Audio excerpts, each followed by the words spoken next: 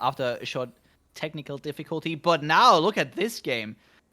We only missed 6 turns, but a lot happened apparently in those 6 turns.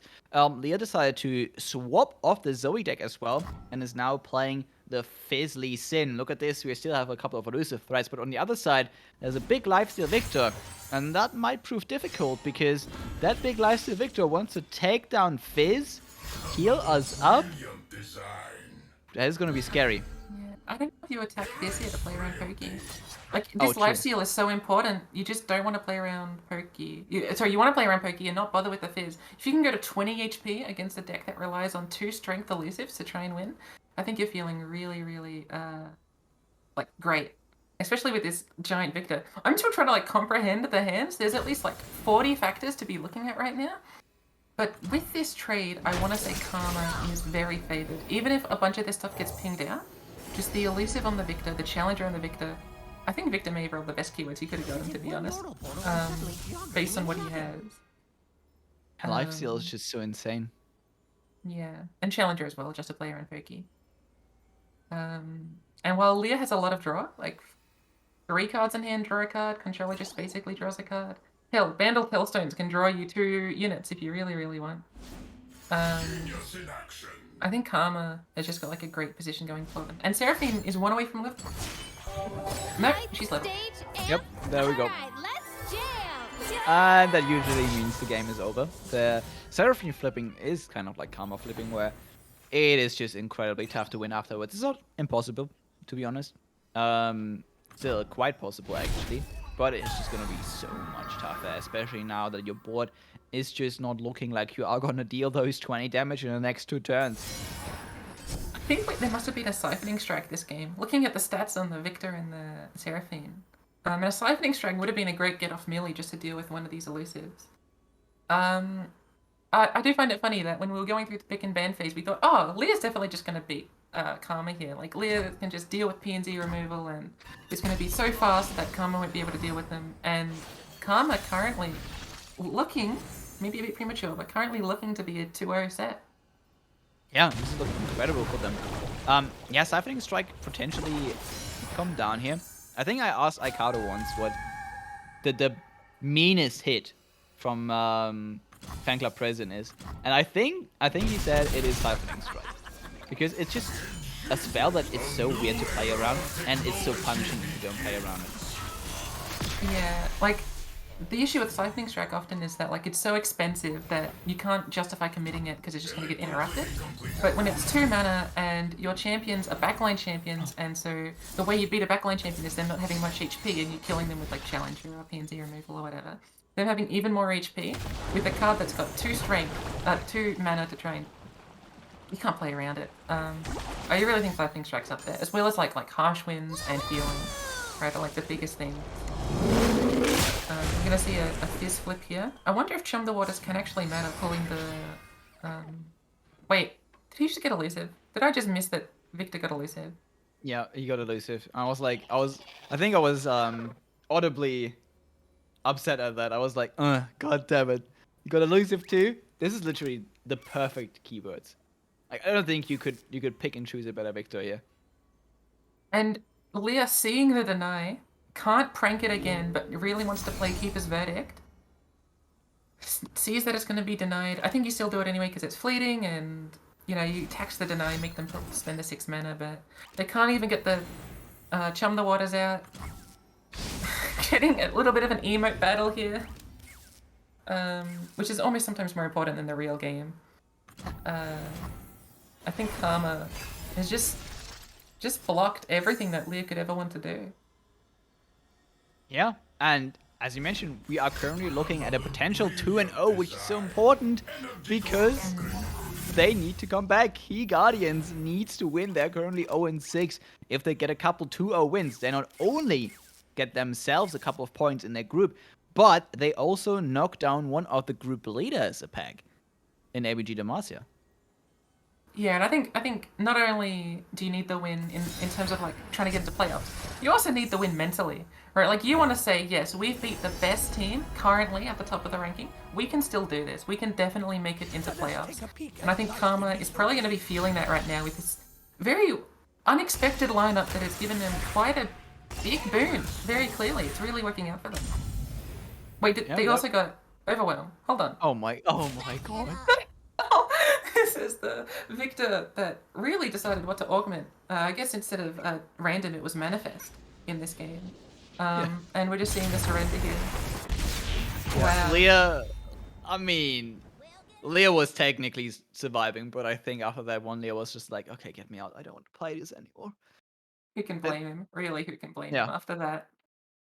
Seraphine wasn't even the problem at this point. The Victor keyword generation just came through. And this is something that, you know, I think this was what people complained about before Seraphine and all the other RNG stuff. Like, oh my god, all those random keywords. I'm mad. And maybe they're going to have a reason again now with Victor being back in the meta. Although I think it's much more tame. Here, obviously, the Victor just got everything ever needed. And Karma takes the set 2-0. We currently have no info on the other games. But this is already huge for Key Guardians. Yeah, definitely. I think Key Guardians really, like, as we said, they really need this. This is like one, maybe the most important set they could do because this is going to give them the trajectory to go forward. I find it interesting that the two versions of Seraphine that you can either Ezreal or Victor, both of them have like really explosive ways of winning. Ezreal wins on the turn. Victor, give him 3 turns and he'll get enough keywords. In this matchup, it seems that he only needed 1 or 2 turns to get that.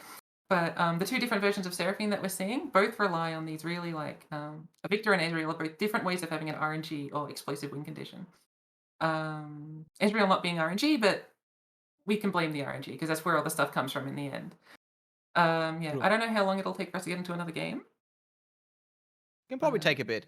But just talking about the 2 games we just saw, obviously we had a huge misread in how the matchups would go. We got the bans correct, but we were like, all right, this is probably going to be easy peasy. Now, in the end, I am not maybe that much surprised at the Victor deck one, because I think there's always high rolling potential in the Victor keywords, right? And if you are an aggro deck, if you've ever played aggro decks versus Victor, you know that you can lose these matchups. If there is a Victor on turn 4 and you rolls lifesteal on turn 5 or on turn 4, you know that you can lose these matchups. There's nothing new, right? I'm more surprised by the first game we saw. But it appears that we are gonna jump into another game. Bull Archer versus Mist Assassin. Mist Assassin here also with the elusive deck. The Make a Drain hitting the Teemo here. We can save him pretty easily. Yeah, Bull Ash got a really interesting position where, like, I think this is best described as aggro versus aggro. You're trying to reach each other down. And while this Make It Rain is helping out, they're not going to get the Teemo around? I guess they want the weapon back. I don't actually dislike that play at all. Putting the weapon back allows you to trade into the zap or prevent the zap from attacking, and if your win condition here as Mr. Assassin is just to be a little bit slower, I think it makes sense to do this play. But seeing Bull Ash's hand, knowing that they can develop 2 more units and go wide, is a bit scary. I mean, we'll see the pokey, but yeah, we're gonna have to see after this strike what the health pools are at, because that's gonna change how the game looks. Yeah, currently you can block the Fearsome and Zap. You could also just decide to block the 3-2 here. I think. Currently, Yeah. That's a second Zoe, right? That should be a second Zoe. So we can do this block and then just play a second Zoe. And I think that's the best lane that you've got here. And you've got the Esmus, and you should be able to put them on a 2-turn clock. And as long as you can block down for enough and deal with burn, that should be fine. So I think Mr. Assassin can put them on a... Hold on, is this lethal? oh, yep. That's lethal! That is just lethal. And I think... Oh my god. Yeah, Mr. Assassin can do this to try and like get them to play a card, just make it even more lethal, force them to either do Fervor or see what they've got, but this game. That was a really good top deck on the side of Mr. Assassin. Yeah, and that's what we were talking about, right? The power you have to Sudden Surge. Just commit it, go in. How do you best play around further here? Do you... I mean, if they Fervor, you're like so happy, right? Like I don't think you can play around Fervor. They will just put it on the Luminari Shadestalker. But if they Fervor, that's Fervor not going to your Nexus. You've got enough blockers, especially if they're losing a unit, like a card in hand, because it's Fervor. Yeah, and this should just be game. I think you pre-commit this up instead, yeah. Let's go. I mean, you could have also pre-committed the Purple Berry Shake, I guess. not necessary. You pushed so much damage, and all of a sudden this deck just explodes, as we mentioned, with the sudden surge, and all of a sudden the game is over. A pretty convincing win. I think that is exactly how the deck is supposed to be played, and it's much easier if your opponent doesn't have quite as much disruption. But playing against aggro is always a bit scary because all of a sudden you have to race them, and while you do have a lot of build-up, that build-up comes at the cost of your early turns, maybe not being so explosive. You don't deal a lot of damage, right? So you kind of have to manage their aggression in the early game, and then all of a sudden, once you come to like turn 3, 4, 5, you can explode and all of a sudden overtake the game. And we saw the game end at turn 6, right? So like right around 3, 4, 5, the elusive deck exploded. Turn 6, we found sudden surge, we closed out the game. Yeah, I do find it interesting that when we were going through the ban phase for the last set, we were saying that Teemo Zoe is like pretty good into control, can beat Demacia for sure, and might struggle into aggro. Here, we've seen sort of the complete opposite, where it wasn't able to beat like Zoe or Alien Soul, but was able to beat Pirates. And I think that goes to show more about like the options that you've got with Teemo Zoe and the way you can play it, and sort of how the sudden surge can really change your draws, and maybe less so about the matchups that you're going into specifically. I think that was Yeah. a game 3 based.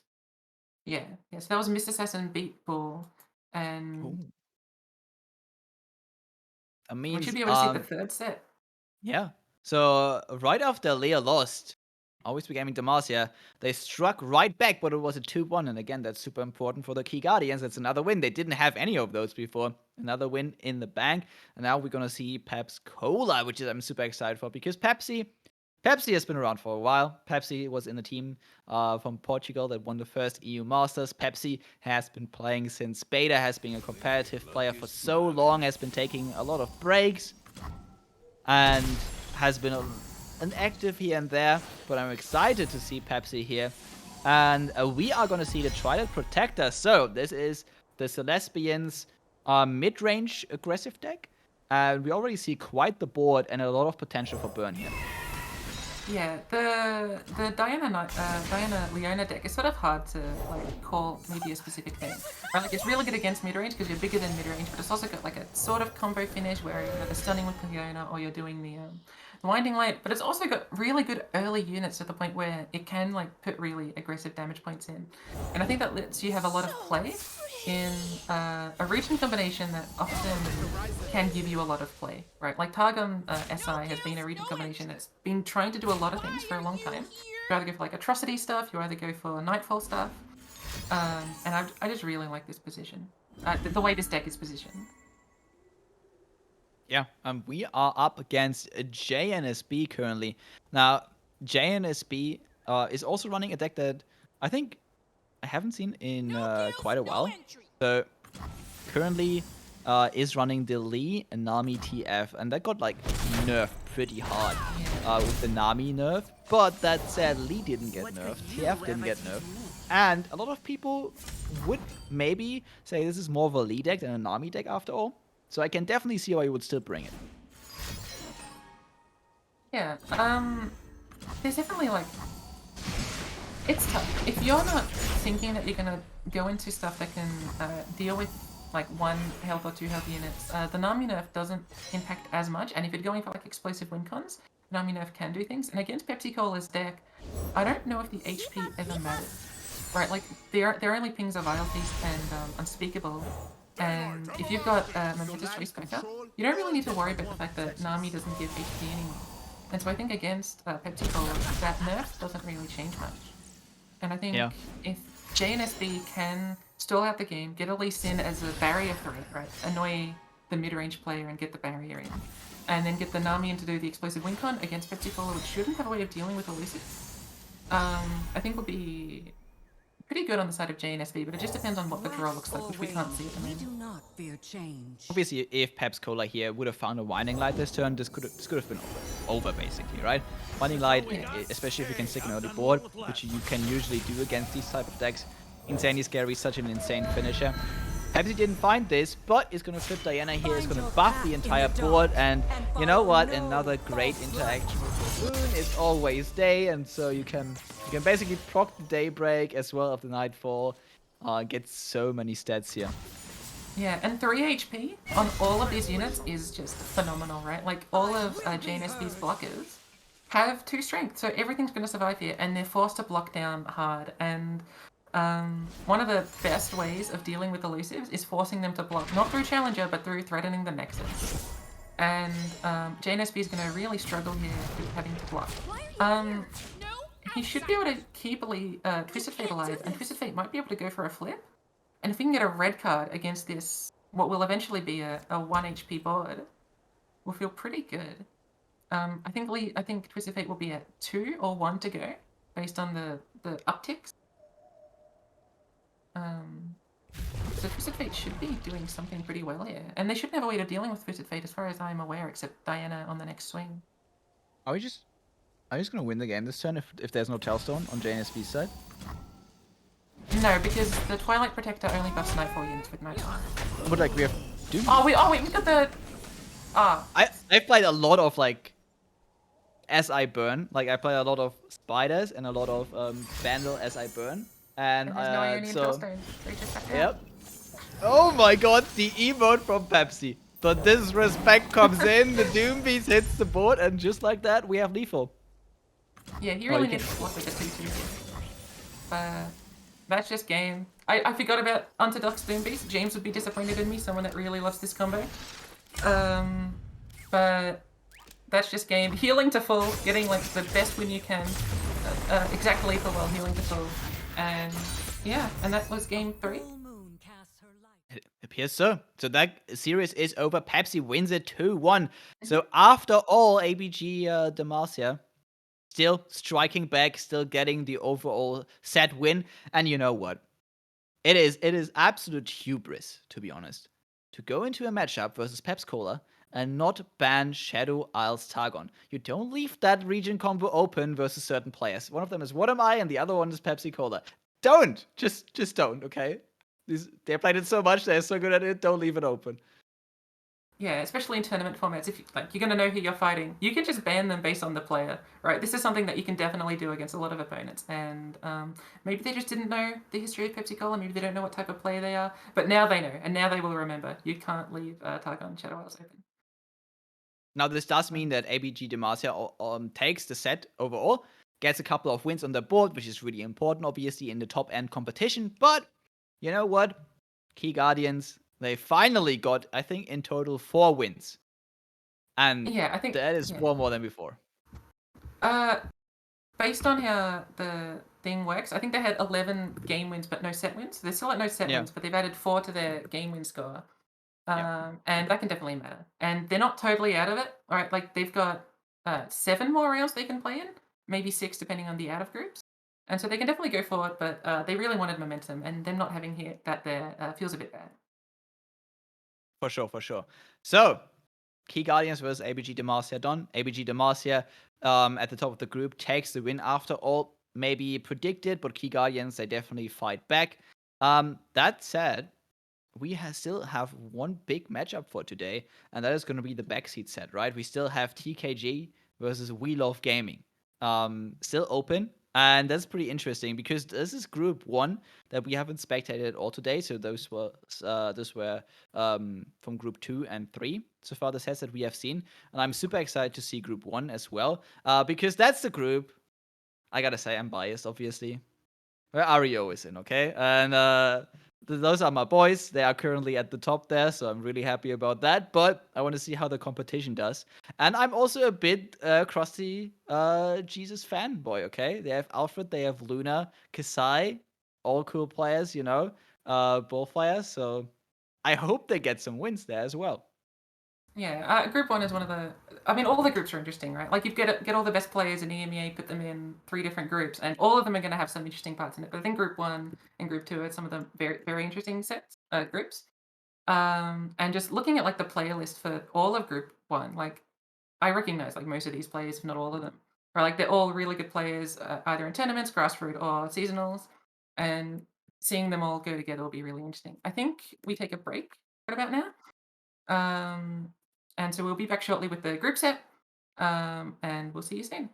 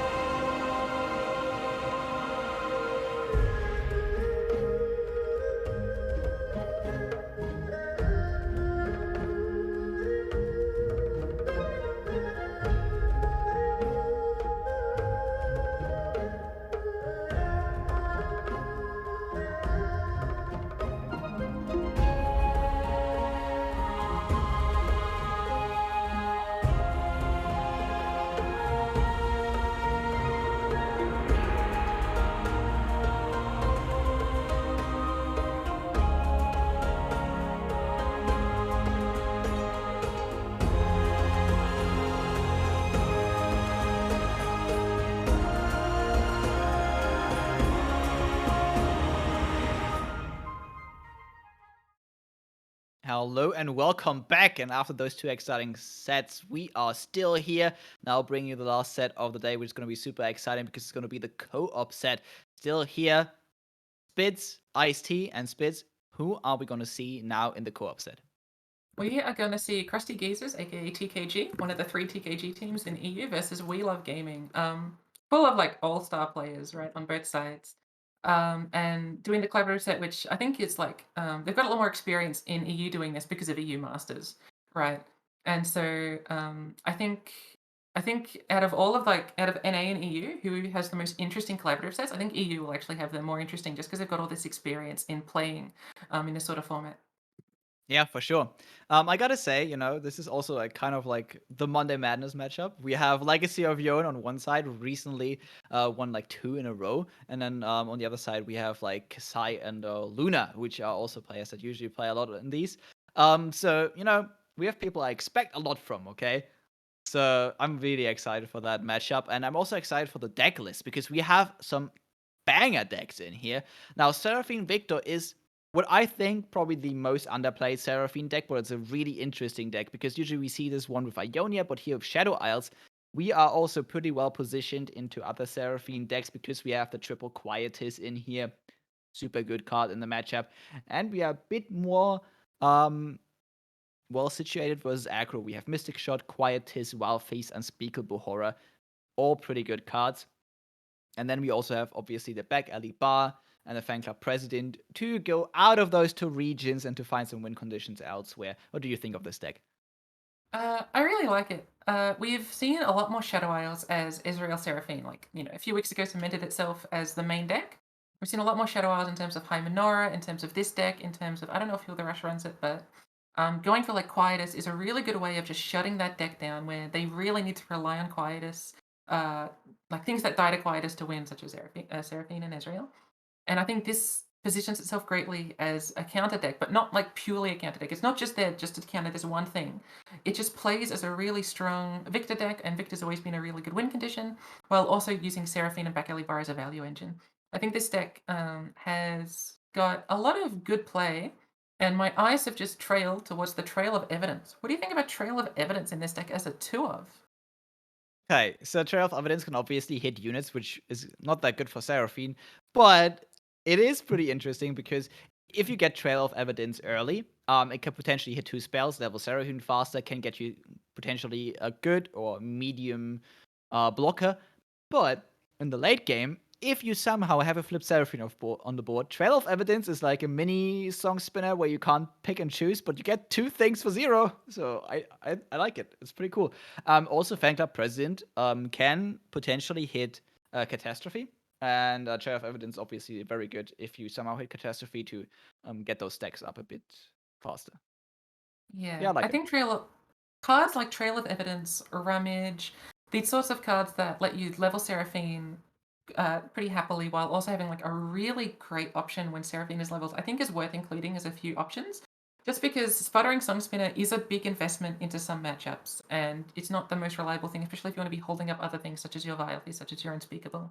And so I really like the slot of Rummage or Trail or this sort of stuff being in these decks as 1s or 2s. And same with Time Trick, right? And we're going to see after this Zombie Ash, which is a deck I've not seen for a long, long, long time. What do you think about Zombie Ash? I actually like it. I played it a bit this season. I'm gonna say this about a lot of decks. That doesn't mean they're good, by the way. But I think this one actually has potential. So we have Triple Quietus. That is usually pretty good in the meta currently. Now a bit better because we can also remove bigger units thanks to the freezes.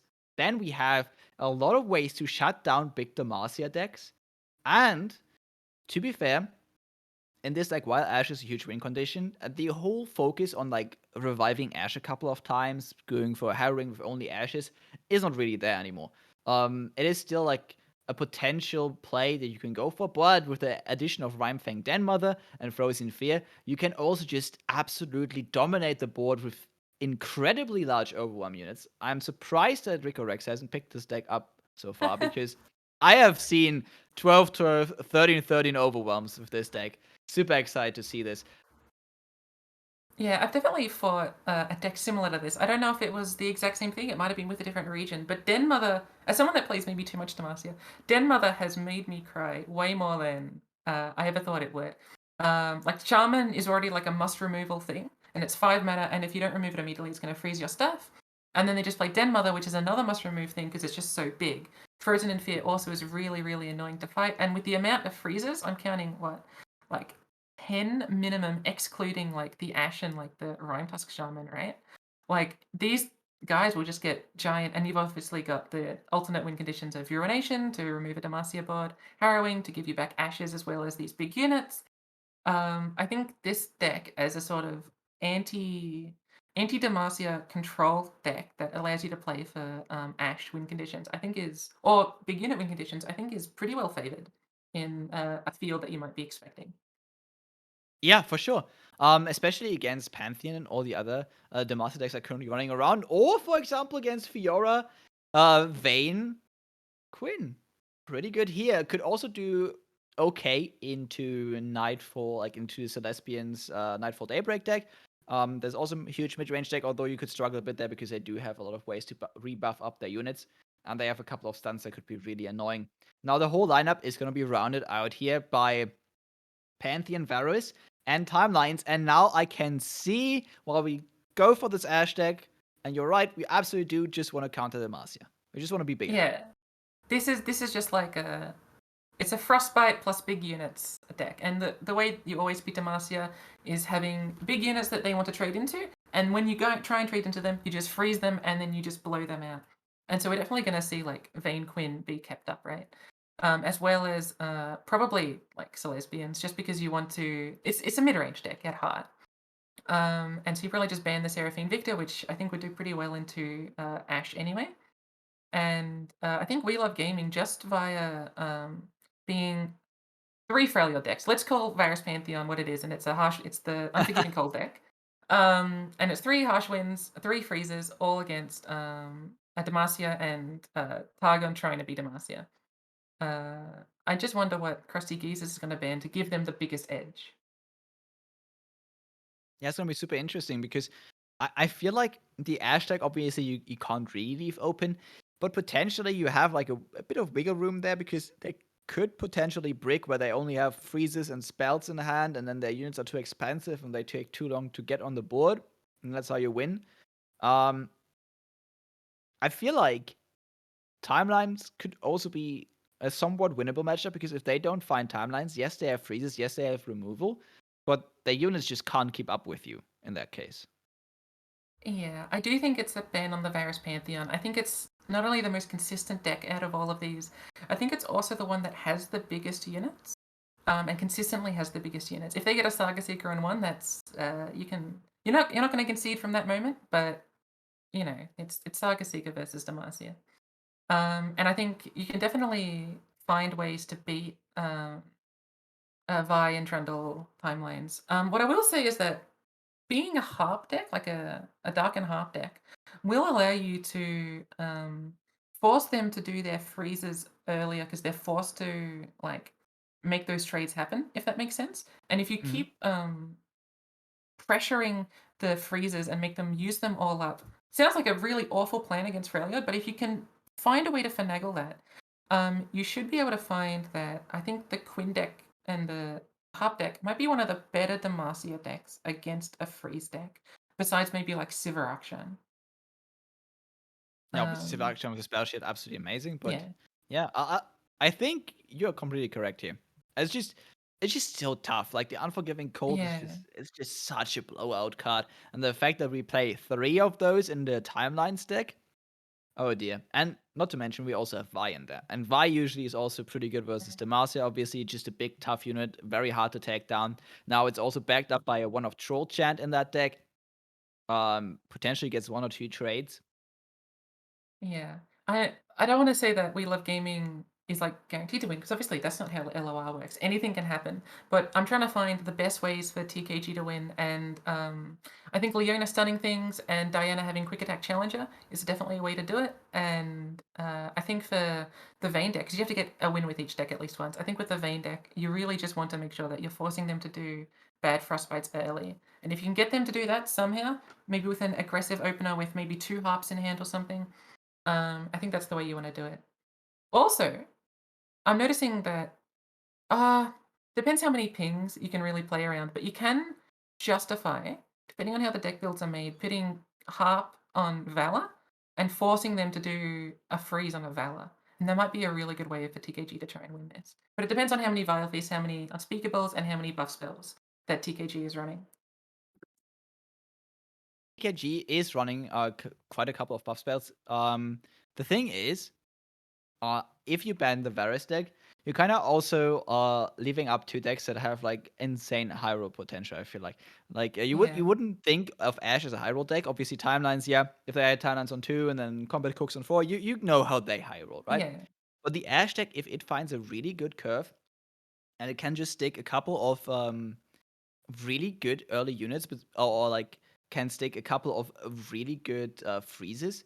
The deck then all of a sudden switches from being like a defensive, I want to freeze and counter you a bit, to all of a sudden, okay, I have like 8/8s, 10/10s, and then how do you deal with that? The way to deal with that is then having to use concerted strikes or having to use combat tricks And if you haven't really gotten out those freezes in the early game, as you mentioned, it's just impossible to come back at that point because not only are the units terribly big, um, you just like don't have any way of taking them down, and then you just like swing in with your Quinn that yes could get boosted up to 5 attack with the harp, but that's just like not nearly enough anymore. Yeah, what does 5 attack do against like something like a Troll Chant or a Trundle or anything? And I think you brought up an interesting choice where you can either try and flatten your matchups by leaving Pantheon Varus up, which will typically try and do the same thing every game without having too much high roll potential, or whether you as TKG want to try and hope that they low roll and ban the Varus Pantheon and rely on that. And I think if TKG's in a generally unfavorable position, I think it makes sense to ban the most high rolly, no, the flattest deck and hope that the high roll decks low roll. So I think if I was TKG, I would ban the Pantheon Varus. Unless there's like specific tech cards that you're looking out for. But I think Pantheon Varus is just the flattest deck in terms of matchup spread, in terms of their win conditions, and also like one of the stronger decks as well. And so you just want to hope that the Ash deck and the Trundle deck low roll. Oh my god! See, that is why it's so great to cast together with good players. I'm gonna write this down. I'm gonna steal this from you. This was like really good analysis that I want to use for like future events that I cast. Thank you. I'm actually writing it down right now. That's very flattering. If it helps, I've stolen this idea of flat matchups from EMEA, who likes to justify decks based on their flat matchups and allows you to determine high roll potentials and that sort of thing. Like Red Gwen, he really likes because it's a kind of a, even though you can feel like it's high rolly, it's got a lot of flat matchups into it. But that's about Red Gwen, and I'm noticing no Noxus here, so I don't know why I'm talking about Red Gwen right now. Um, It's a I great think I deck. think the bans are obvious, unfortunately. Yeah, I mean, like now that we have like kind of figured out the bands, I think the only thing that is left is how exciting are these decks, okay? Because like on a scale from 1 to 10, I'm like kind of excited about like Wheel of Gaming, so like it's about like 6. The Ash deck is pretty neat. The other 2 decks, I have, you know what, Pantheon. I've seen too much Pantheon, and Varus Pantheon is just too similar to all the other Pantheon decks because every Pantheon deck kind of works the same. Timelines, I've seen timelines so much. But on the other side, even though it's a Seraphine deck, super excited for Victor Seraphine, to be honest, okay? Because we have Shadow Isles in there, and Shadow Isles is a cool region. And I can't get enough of the Daybreak Nightfall deck. Because this is a super new deck. People have been trying to make this work for ages. And it's finally somewhat playable. Even good. Yeah. Yeah, whenever I saw people playing this, I'd be like, that's really cute. I'm sure it's lots of fun. And then slowly but surely, I've been warming up to it as a really good deck. A teammate of mine brought it this week for Aegis and did pretty decently from it, with it. And I'm pretty excited by these decks. I really like the Ash. It reminds me, I know it's not exactly Zombie Ash. I kept calling it that, but with only one Harrowing, it's not really a Zombie Ash deck. Not exclusively, rather. And it reminds me back of like old LOR where Ash was like reigning supreme both with Noxus and zombies. And Timelines is a deck that I know you're a little bit tired of. I will always like Timelines. Whenever I think of Timelines, I think of RoboMaster just doing well every single season. And whenever RoboMaster does well, I'm really happy because I'm a big fan of RoboMaster as a player. So Yeah, I'm never gonna get tired of Timelines. I like Robo as a person. Pretty nice dude.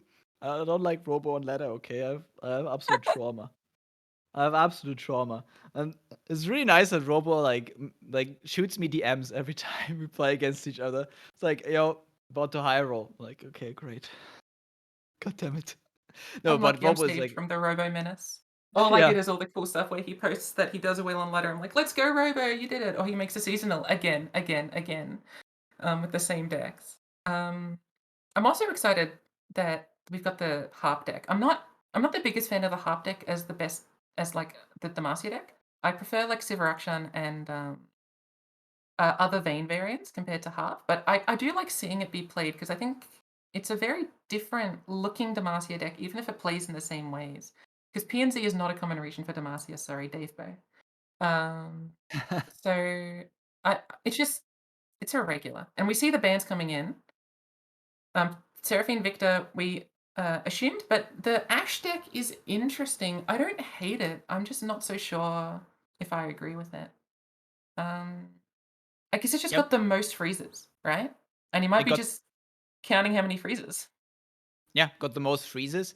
I think this was a banner that was definitely possible, but I was also on Mhm. your side and probably would have thought it was the Pantheon deck. But I think the other deck we were like, yeah, sure, you have to like probably ban Yeah. that. It's probably your worst matchup here. It's just like a very good control deck. And yeah, we have some very interesting matchups. Now, again, even though I've seen Thanos too many times, I'm still excited just because it's a Vi deck. So let's see what she can do in here. One of her favorite champions. Uh, I'm kind of curious if she could also fit into the Master deck on the other side. That brings me back to um, Vi release when she was just put into the Master decks because she was just a 5 health tough unit, absolutely demolishing everything. Now, Yeah. she's 4 health, but she's still pretty good versus Demacia here, especially because we also run Troll Chan. So we have, I think, two very, very interesting matchups here. And while this looks very favored, obviously, here for We Love Gaming with all the freezes, I think that especially Leona Diana has playmaking potential, can take a win. If they go wide early and they hit like a winning light, I think this is either a 2-1 or it could potentially be also a win for TKG. I think it's still a bit open. Yeah, and so like while matchups can be favored, it's never won from like the ban phase, right? People like to pretend as if like the ban phase can win things, and certainly it can. And if you win after having like a really good ban phase, you'll be like, yeah, I won because of the ban phase. But when it comes down to it, like the plays that actually happen in the game are the most important thing, and anyone can win this. And we're gonna go timelines into the Dark and Harp Demacia deck, and we see the timelines in hand. Uh, All right, yeah, timelines in hand, fan club president, everything here already. Let's go. Yeah, I'm looking. I think Timelines has got something really going for them, and I think Vayne is only good if you've already got a big board in that sense. Like, you're not going to throw units into the enemy gamer just hoping that it'll do something. Like, you need to make sure that you're doing it properly. And so, I don't hate the lack of Vayne considering there's no. Like, they're just going to have big units, and I do like having these challenges, but in 2 or 3 turns time, like by turn 4, We Love Gaming is going to have like a big 2-drop and a big 4-drop especially, and maybe able to threaten Troll Chant if they don't play with Reggie. No, they can actually play Foil. They can do the Reggie and hold up the Troll Chant. So I think Crusty Geezers might struggle a little bit, but we'll see what happens. I mean, it also depends on the roles, right? Because all of a sudden, Mm-hmm. this is not LOR anymore, this is TFT, and we're gonna roll twice. We're gonna play melee, we're gonna roll for the unit, we're gonna roll for the spell. You can high roll, you can low roll, everything can happen. I gotta say, even though obviously all that RNG stuff, really annoying to play against, if you cast it from a viewer's perspective, can be really fun. Yeah, and it is controlled RNG in the sense that you know in general what you're gonna get. A 4-drop will in general be around a 3/5 to a 4/4, unless you get the Crocodile, as we all know the Crocodile. And I think while you can like sort of plan around the value that they're gonna get, and so we'll probably see Reggie into the Seraphine card, the President card. Reggie Gauges can definitely do this. I'm also noticing a lack of freezes, and we were talking about this earlier. Dioratu, this I'm talking like way later into the game. Dioratu can probably do pretty decently here if they don't draw the Trundle and get that 8-mana pillar. Because Dioratu will force them to block, and without a freeze, and Dioratu is still pretty big. Without a freeze, Dioratu might actually do well. But this is like in 5 turns. But something to think about. Yeah. I think you're completely right. I see a big problem here, and that is not only that we get a challenger unit to like clean up the board early on, potentially, we also got the Icequake. And Icequake can come down on turn 6. Can be super impactful. Celestial Wonders as well. These are really good gets off President. I think Celestial Wonder is definitely the take, and turning this into presumably Legion Veteran. Although, I don't know if it's just me, I'm a big fan of City Breaker. I don't know what it is about this card, I just love City Breaker. And so I'm sad for it not to be picked. Obviously it's wrong, but who doesn't love City Breaker? Maybe it's just me. Hey, brings you back to Rising Tides. Wait, Yeah. Sejuani, good old times. Oh, how It's the game has changed. Yeah. Not even big Leviathan is viable anymore. So you can't, for sure you can't play a small Leviathan. Yeah. We're gonna see Combat Cook. Upcycled Rake. Actually, I think I prefer Fix them. I think you really need to play for stats. And while Rake is like, you know, it's Rake. It's everyone's favorite weapon. Everyone loves to talk about Rake, and everyone really enjoys when everyone gets Rake. I think you just want the 5-3. It forces something to happen, and the quick attack repeatedly being applied, I think is going to be really important. And having 2 quick attack challenger threats will really tax the Freljord-based combat trick. On the side of We Love Gaming. Yeah, I actually think quick attack is just way better though with Drake in those situations. Like, I think I talked to this, I talked to Broken Ball about this, and we were like both kind of agreed. Like, Rake is way more situational than people think, in like a lot of I things.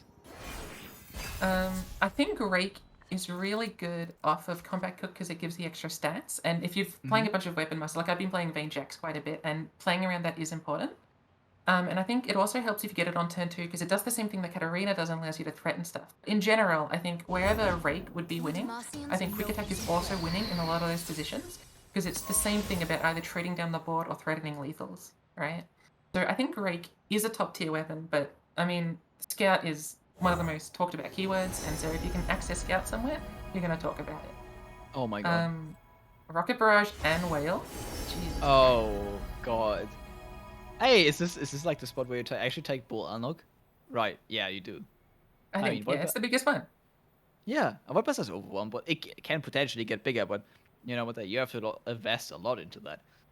Yeah, and if it's a Demacia matchup, you care about the stats so much more than most other things. They're not going to go for the Bill Whale mark. I guess that's fine if you're holding up Troll Champ. The extra HP doesn't matter as much, and if Revenant doesn't turn into that big of a unit, you might really be wanting to make sure that you're threatening lethal effectively. But Rocket Barrage, I got blown up at Rocket Barrage recently, and now whenever I see Millie, all I think about is Rocket Barrage these days. It was not a great time.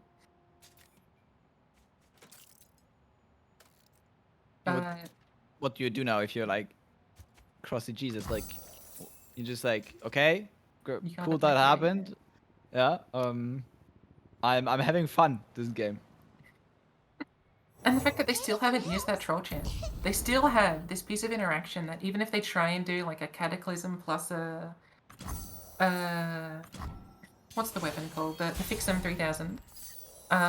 It just won't go through. And another Frostbite top deck. We Love Gaming looks really favorable. But Stiratu is still in the hand of Geezers, and if Revenant doesn't turn into something too large, and they don't put on too much pressure, I think Stiratu can change how this game works. And Riposte is very similar to a freeze. It makes a strike go in your favor. And so I think if we slow down the game just a little bit as Geezers, maybe play Stiratu, there's a chance. Yeah, I think that's actually true.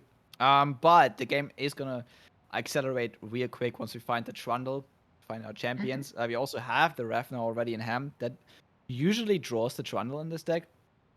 Couple of other cards. Yeah. I think it can get here. Let me see. You can also get Piltover Castaway, and that's it.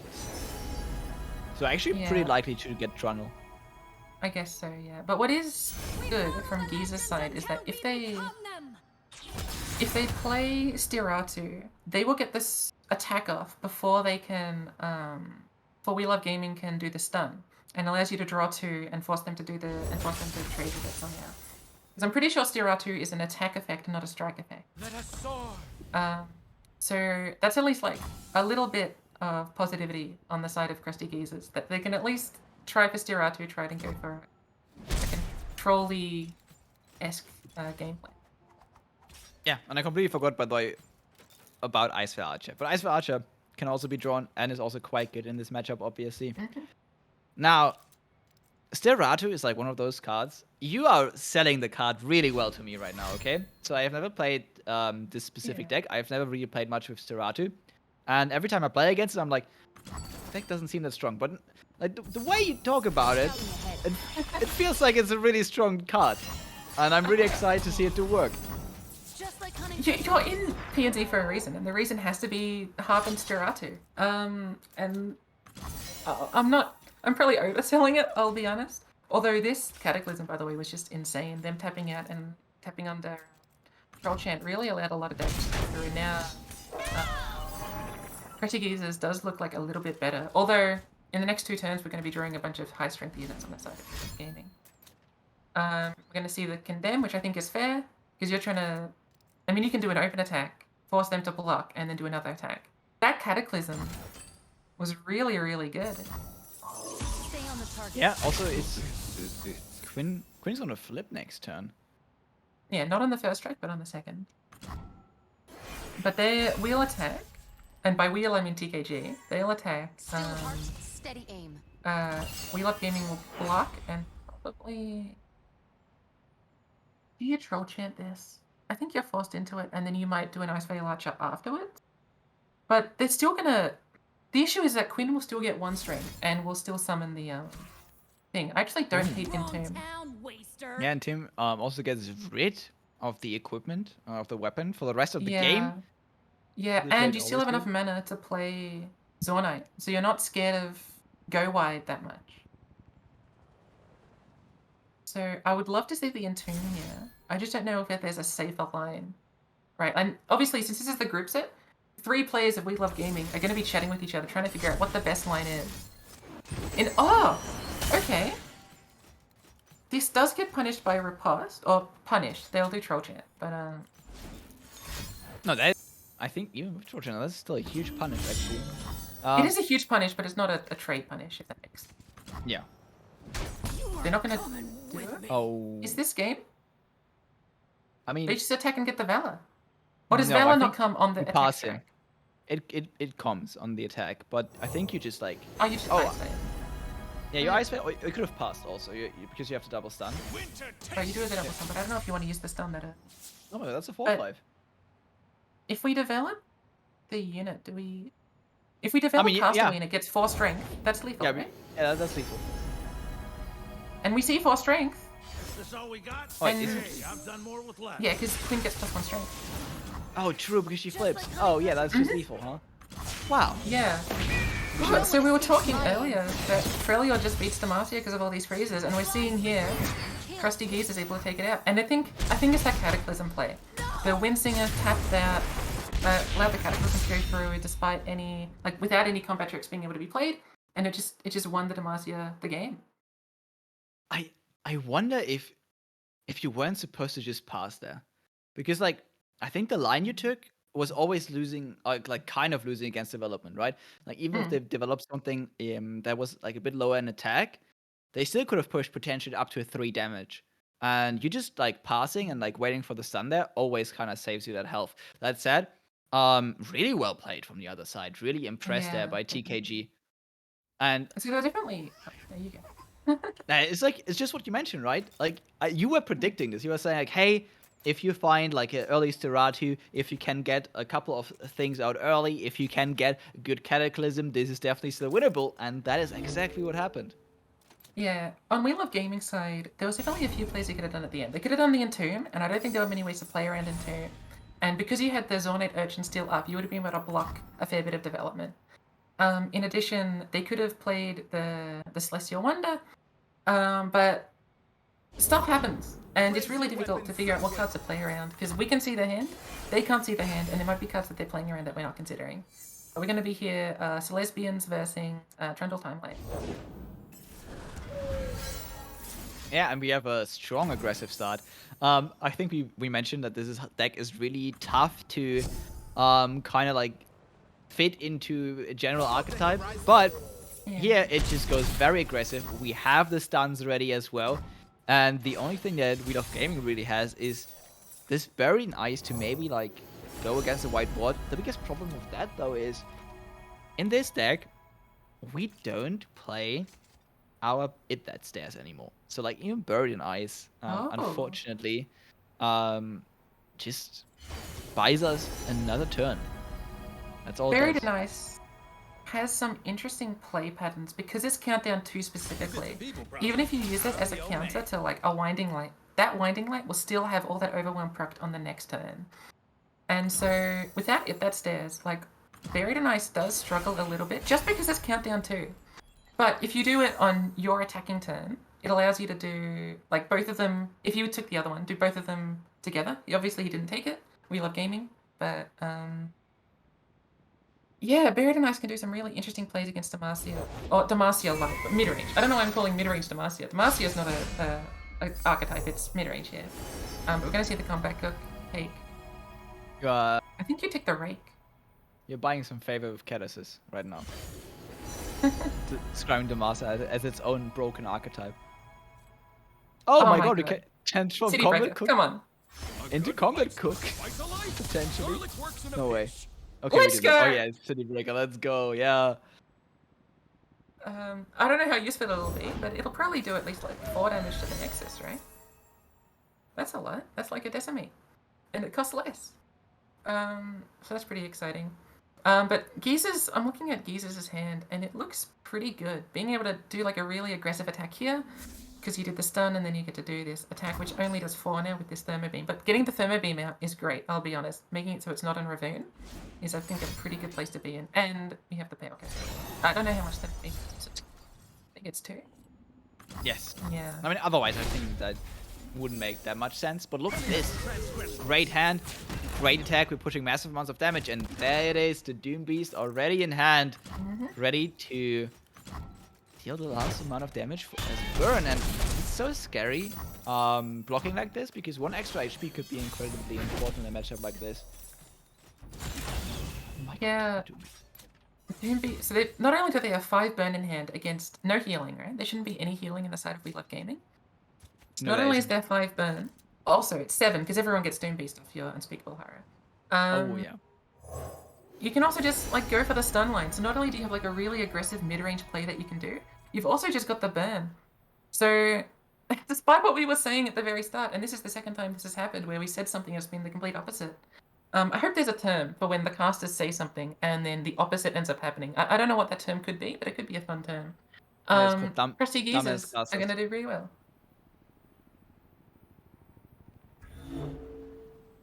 No, but like I think I personally just over-evaluated this timeline stack.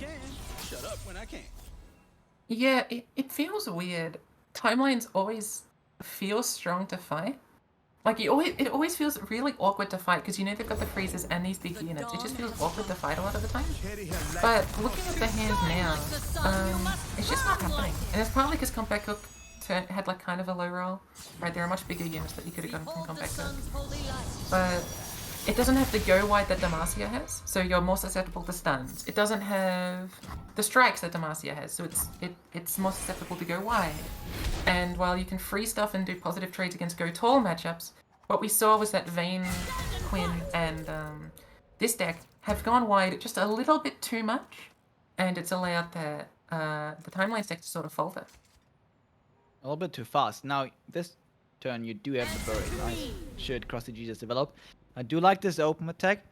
Does threaten extra damage, and you just need to get 2 through to have with the 2 Doom Beasts. Now, We Love Gaming just top deck the Mystic Shot, so we know that's not gonna happen. But still, this is such a good turn. You're gonna get a couple of good trades. Going to burn down your opponent. Yeah, I do wonder if it's ever an open Heavens Align line. Because if they do, because it gets you the stun, and if they do the Buried in Ice, you can still develop your double Doom Beast and still have blockers, so like their next attack and stuff, while also doing the stun, and you've sort of put them in a 4, right? They're either forced to do a freeze line or a mystic line. I don't know if starting with Heavens Aligned would have been the best play, but I did kind of like it as an option. We're going to see here staying above 5 HP, which is currently the breakpoint that TKG is looking for, like putting them down to 5 HP or less. So we'll see what ends up happening. And We Love Gaming did draw their Trundle, and this deck is sometimes called Trundle Timelines because the 8 mana pillar can become an 8 mana anything. Especially if they get Eldred. Eldred would be a great counter to the Doom right now.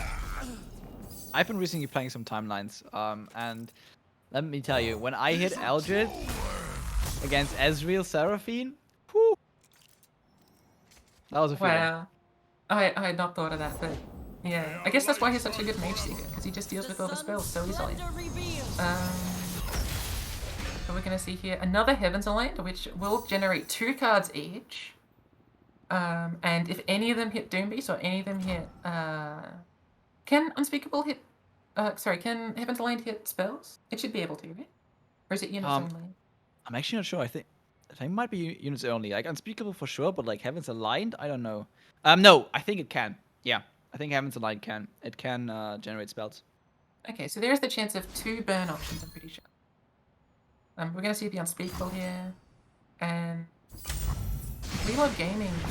If they can just not take any more damage this game, we should feel pretty happy. Pale Cascade's a pretty good get. And We Love Gaming just needs something. They just need one thing to be able to threaten stuff here before they take a lot next turn. Oh, the open pass.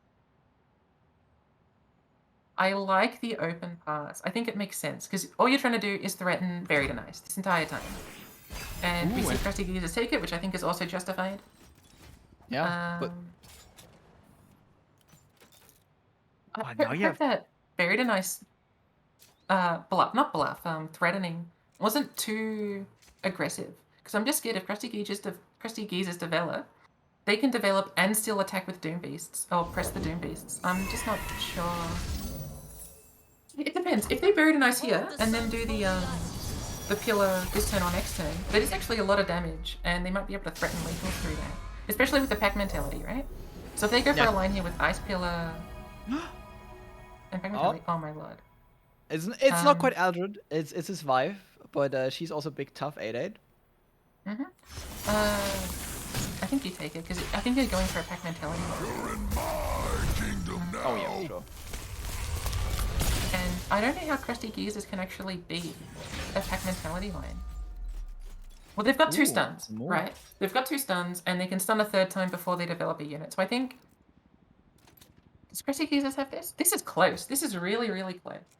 I think you're not going for pack mentality anymore. I think if you survive this turn, this might be because you have 2 big overmures already. This might be White Claw's Ferocity line somehow if you can maybe for that way. Yeah, because Geezer shouldn't have any piece of interaction. They shouldn't be running Vengeance or anything like that. I don't think they run Vengeance in this deck typically. No, they don't. Also, Yeah. I gotta call this out. Such a 5-5 removal take. You could have gone Oh, of for course. Tiana, but remove a spell shield so it tanks a stun. Really good take here. Yeah, I hadn't considered that at all. This is looking very complicated. I do like Geezers going for another stun if they get the action. Come on! And because if they go for the stun, even if there's a Buried and Ice coming through, they can just develop the units and win. And I think this Buried and Ice, because they're so low, because they're at 5 HP, this Buried and Ice has been, like, forked just a little bit. You can't do it too early, or else you're just going to get smoked down. But you can't do it too late, because you're going to get stunned out. And so, I think the early damage that the Lesbian set got through has really made it so that this turn here is just so awkward on the side of We Love Gaming. Oh, And that's wait, the is extra that burn. burn? That's Yes, burn. that's burn. So we know, unfortunately, as casters, that this is game. The sun's There are ways out of it. They can't afford all of this, and if you get a melee into a healing spell, but there's even the Buried and Ice lethal anyway at the moment. Right, like they have the Buried and Ice now, or else they're dead. I think. Not dead, but they have to think about burn. Because they do the freeze, but they're still persuading themselves to burn, so they might have to do the Buried and Ice. Yeah, so Crusty Jesus looking to take this 2-0 bit of gaming here. I mean, I'm still interested to see what they do. Because, again, they don't have caster vision. They don't know what's in the hand there, so it's still going to be pretty interesting to see what lines they go for. Just disregarding what's in the hand. But the rope is already burning. We already see that this is a tough decision to make for We Love Gaming. They pass it over because they're technically not dead. They can block one of these big units, can freeze the other. Just take 2. You're losing to the same cards either way. Like, you're losing to Doom Beast with both of these lines. And that's, I think, why they went for the pass. Like, you're losing to Doom Beast plus freezes and stuff. Doom Beast plus unspeakables and stuff. So I think that's why they went for this line. And I think this line is justified. I do like this line a little bit more. Just because this is like a more guaranteed... This feels more guaranteed from the side of We Love Gaming. It allows you to develop more and be a little bit better. We know this is game.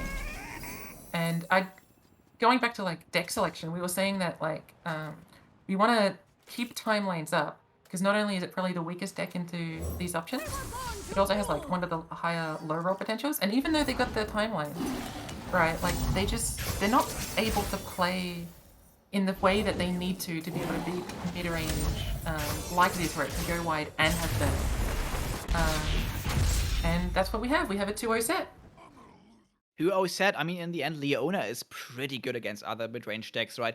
Just having the option to stun out the big threats and just like control the board that way, absolutely insane. And now it's really combined with a very solid early game. Twilight Protector is really what we needed to have like some explosive turns in the early game that carry over to this mid game, and then we have to burn in the end with Doom Beasts. This is the second time we see those end the game. I am more and more convinced of this deck. I kind of want to like get my hands on it. I'm really down to just like tomorrow or today queue up a bunch of Celestians on that deck because this seems really fun and really good. Yeah, and it's definitely different to Leona decks we've seen in the past, where they've always relied on like Demacia and also Aurelion Sol, and they've always used Leona's stuns as like a delay mechanic. And now now they use early game to force Leona's stuns to be sort of like Sentry in a tempo deck, right, where they're going for like aggressive lines.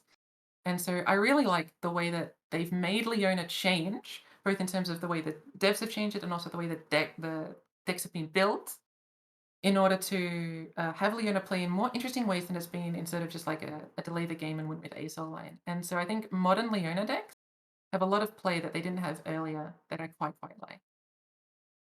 Yeah, and I think especially after this matchup, we're not only going to see that, hey, Leona Diana, pretty good, maybe one of the decks that we have to look out for the World's Qualifiers. Maybe you have to look out for this deck because I don't think anything in this deck is going to get nerfed.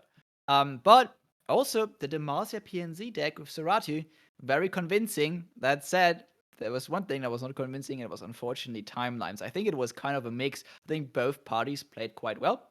Just like a mix of timelines not really performing, and the other two decks really performing super well and really well played from the side of CKG. Yeah, I think we saw some of Timeline's weaknesses where they can struggle where they've sort of they're not bricked on mana, but they find mana awkward to play around. Like you really want to play Revenant on 6, which means you can only hold up so much, and you also have to think about like where you're banking your mana on previous turns. I think that's where we saw Timeline sort of falter, as well as their ability to go wide and block wide, especially. And I'm not going to say that one mana nerf mattered because I don't think it mattered in those games.